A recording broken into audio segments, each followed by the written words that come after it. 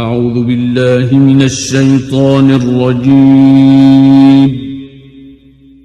بسم الله الرحمن الرحيم.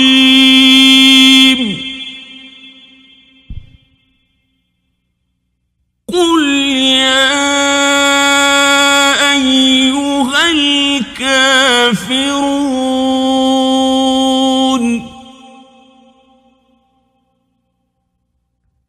لا أعبد ما تعبدون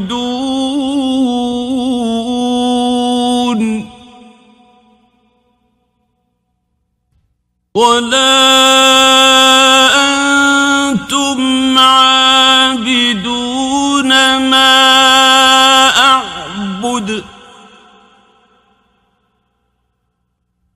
ولا أنا عابد ما عبدتم